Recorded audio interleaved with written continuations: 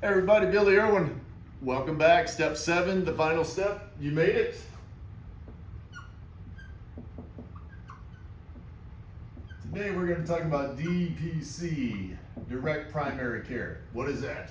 It's basically when you pay a subscription amount to the doctor's office monthly to a particular doctor usually, and you can go in and get unlimited access to them. If you want same-day appointments, usually can happen.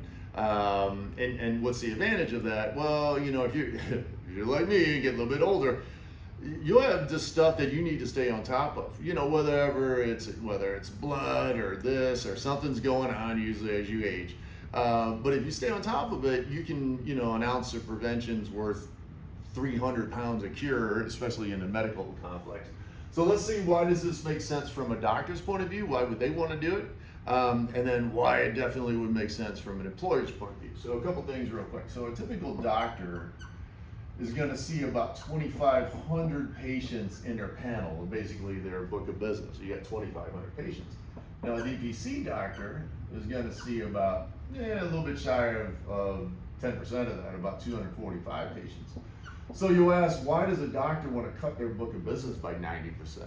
Well, with the doctors, smart group obviously, they realize that everything in the middle, hospital facilities, certainly insurance companies, and the 15 people, private equity groups that own the insurance companies, are essentially just middlemen. I mean, they're all tacking on their fees, and in the end, the doctor is the one providing the service to the patient. So just get everybody out of the middle, along with their fees and all this other craziness, and I'm just gonna see the patients, and I'm gonna charge them directly. They'll bill you directly. You know, you'll have your monthly fee, and we'll talk about that and how that makes sense in a little bit.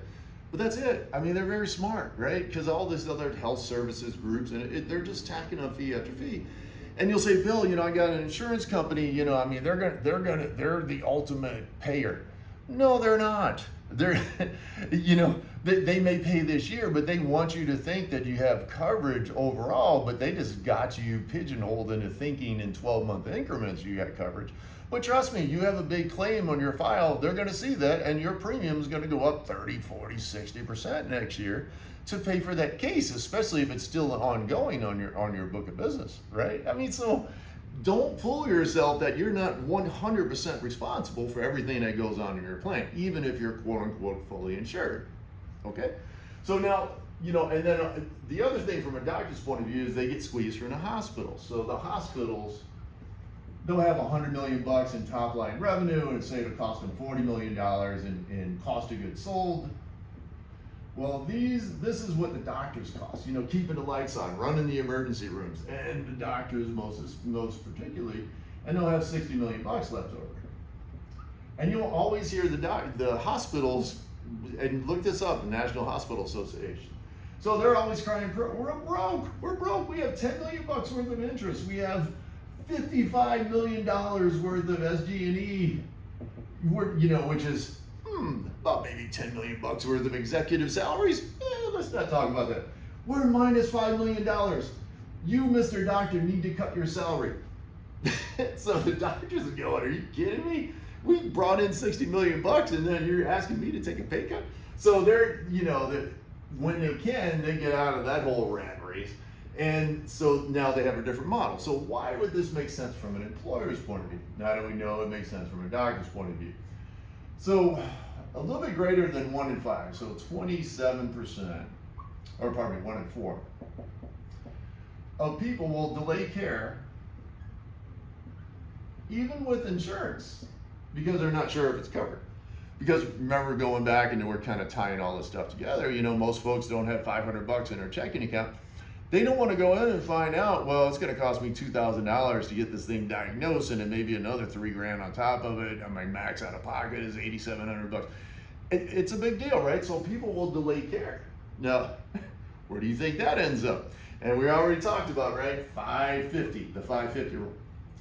5% of your people are going to cause 50% of your costs. Another 15%, 20% of your people now are going to do the other 30, so 20% of your people are going to cause you 80% of your costs. This is all, for the most part, other than catastrophic just sort of accidents, it's coming from folks that delay care until you have a catastrophic event that forces you into an ER. So, and these numbers are bear it out, Google them, check them out. So, but if you are very proactive, seeing a doctor regularly, and it makes sense, it's common sense. You're spending 30, 45 minutes, 50 minutes, an hour a month seeing your doctor, even if it's a televisit, but actually focusing on your care. This is what we found. 2/3, now this is nationally published, it's not just IAG. So 2/3 of the ER visits go poof. They go away. You cut your ER visits by 2/3. You cut your specialist visits by 2/3. Gone. 2/3, not 10%, 20%, 2/3. Here's the kicker. 82% of surgeries go away. Oh, I don't know, maybe you don't need to end up in a whole, let's go check this out because it's in the same hospital group, and then, and we talked about that, how that benefits, and you max out the insurance plan spend, and now we get that up and everybody makes money on it. 82% of this goes away if you're just directly seeing your doctor. It's no surprise, you cut out all the freaking nonsense, right? And Google these, send me, reach out to me, I'll send you the stats on them so you don't have to look them up. And so this totally makes sense from the employer's point of view, where you got the 550 rule. If you can knock out these big catastrophic events, which is really what's driving these 20% of your costs, you'd be insane not to look at that, right? Insane. So let's talk about when.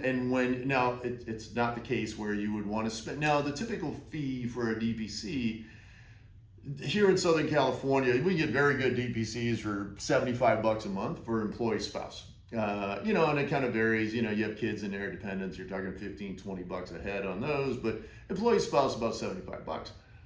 The $75 a month pales in comparison when you start knocking out these expenses. However, there's two things. One is age, and two is how spread out your employees are. If you have a longer tenured group, you don't have a bunch of turnover in your employee base, then this is when you want to start looking at DPC, right? It makes sense. You're investing in their health. You want them sticking around. You invested a lot in training in them. And if now DPC isn't very dispersed yet. I mean, I think that tipping point's coming, because it's like cutting the cable. At some point it's coming, because the insurance stuff has gotten so bad. But now, you have to be careful, especially if now here in Orange County, it's not a problem. There are plenty of options. There's Hoag Prime, there's a couple of groups in Huntington Beach. But if you have an older group of patients and they're centrally located, definitely look at DPC, just from the numbers bear it out, right? Now, if you have a younger group of patients and they're spread out, you don't want DPC, because then it's really not worth the $75, by the time you actuarially add it up. And I'll leave you with this. Remember the age quadrant we talked about, the number one forecast, and when you're trying to make decisions on your healthcare for your employees, always go to age first. It's very simple. If you're less than 18 years old, I was gonna say 86. If you're less than 18 years old, your spend's typically about $3,600 a year. If you're 19 to 44, it's about $4,000, give or take. I think 4,200. If you're 45 to 64, it's about $8,000. Same thing, within a couple $100. But you can see it doubles here, right? 19 to 64, it doubles in this group. 65 plus, it goes to $18,000. So if you have an older employee base, definitely look at this. Especially if you're kind of older like me, and especially if you're a male, you get pretty stubborn, and the shoemakers' kids have to wear shoes. I gotta force myself to take a time out of work, go see the doctor, so I don't end up in this craziness. So that's it, guys. I hope you enjoyed all this. We'll be in touch. Make sure you got all the information you need. We really appreciate the time. I just personally, hope and pray that you can, help yourself, help your company, help your employees with the information we provided. And we'll always be here for you. Thank you. Bye.